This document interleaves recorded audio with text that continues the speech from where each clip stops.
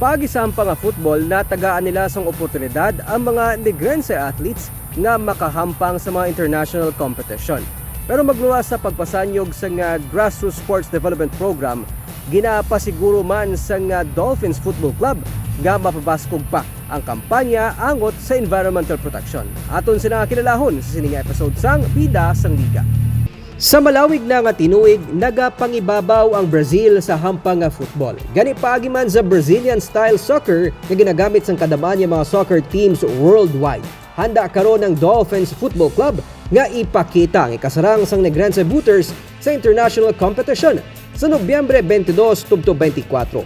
Magabiyahe ang 12 under kag 14 under categories ng Dolphins FC para magkumpit sa mga powerhouse teams sang Southeast Asia sa Bangkok, Thailand. I think, of course, physically bigger players, right?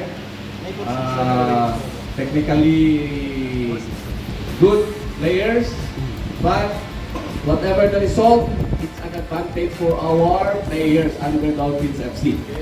Okay, this is once in a lifetime chance for us to play against these big clubs in other countries.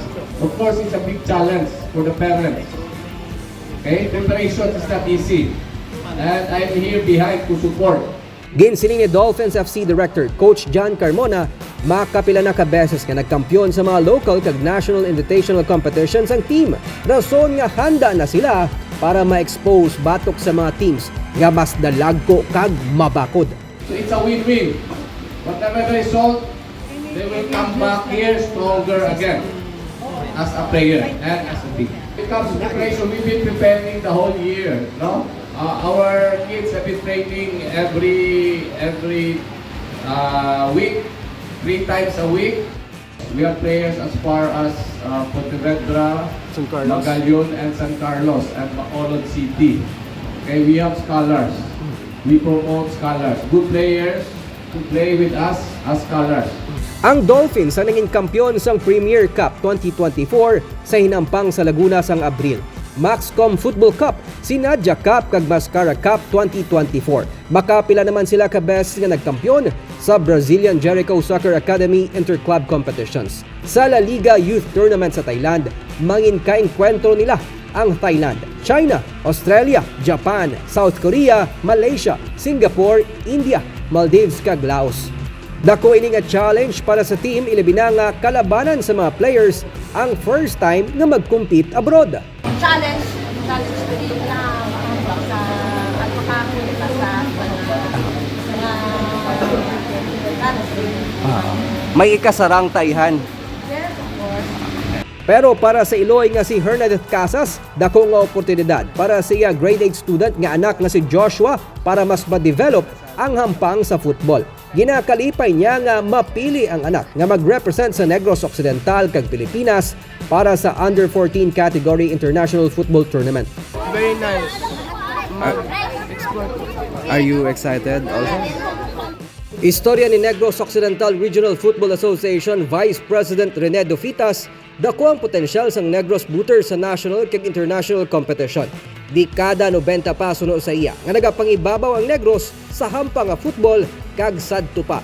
Nakabig na nga isa sa mga team to beat sa Southeast Asia.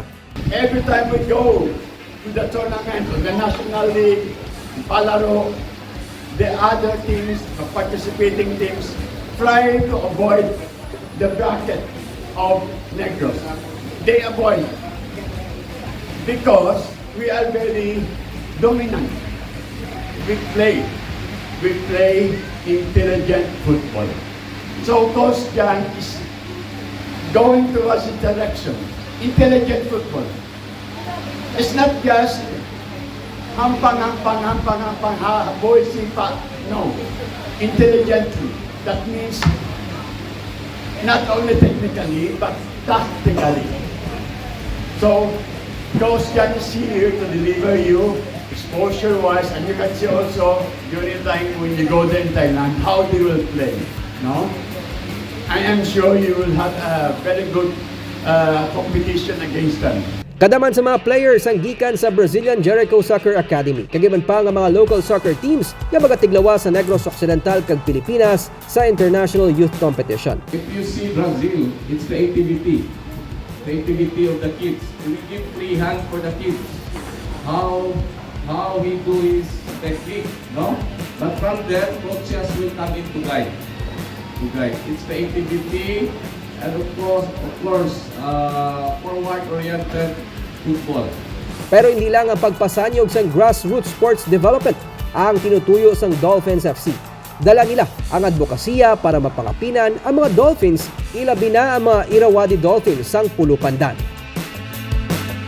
Time out kita na sa mga issue kag problema. Kag saksihan nato ng mga highlights kag maaksyon ng mga pahampang pati na mga istorya sa mga pagimakas kag kadalanan sa aton nga mga lokal nga atleta kag mga legends sa sports. Dili lang kundi all out ang aton mga bida sa liga.